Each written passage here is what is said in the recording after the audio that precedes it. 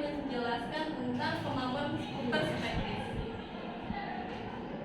Perspektif artinya memiliki sudut pandang kritis dan berwawasan. Peserta didik memiliki perspektif apabila dapat melihat dan mendengar berbagai sudut pandang lain.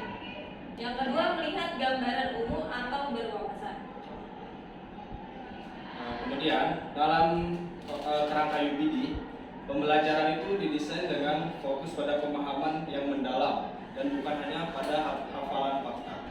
Nah, perspektif merupakan salah satu komponen penting dalam UPD yang dapat membantu para siswa itu mengembangkan pemahaman yang mendalam tentang materi pembelajaran yang dijelaskan oleh seorang pendidik.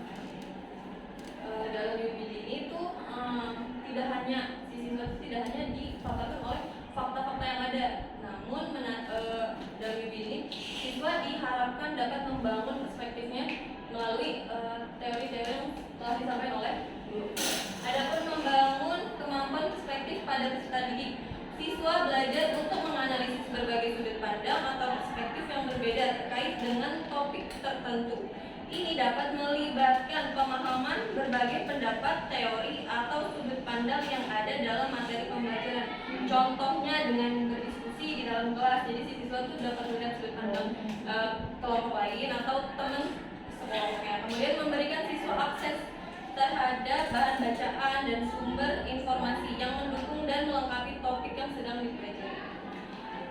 Kemudian ada penugasan proyek yang memungkinkan siswa untuk melakukan riset, menganalisis data, dan merumuskan pandangan mereka sendiri.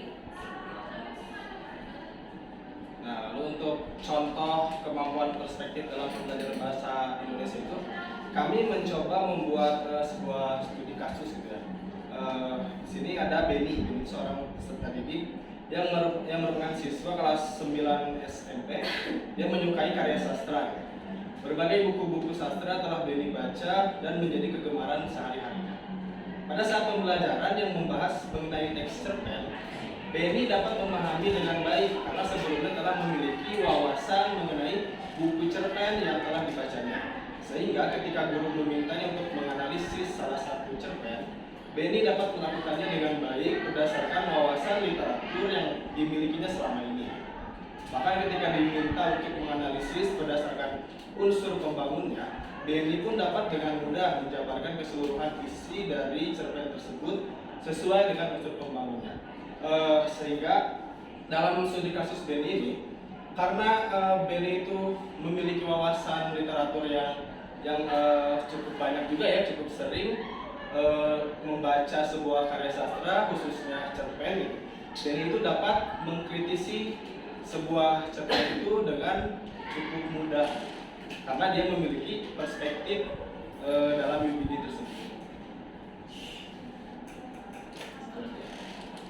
Nah, sehingga dari penjelasan yang telah kami jabarkan tadi itu, kesimpulannya ialah membangun perspektif dalam UPD itu bertujuan untuk menciptakan pengalaman pembelajaran yang mendalam dan memungkinkan peserta didik untuk tidak hanya memahami konsep, tetapi juga mengembangkan pandangan pribadi terhadap topik yang dipelajari.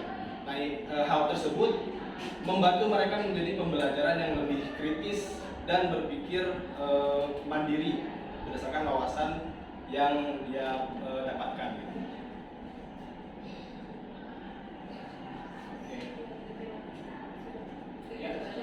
Sekian dan terima kasih atas dari kamu.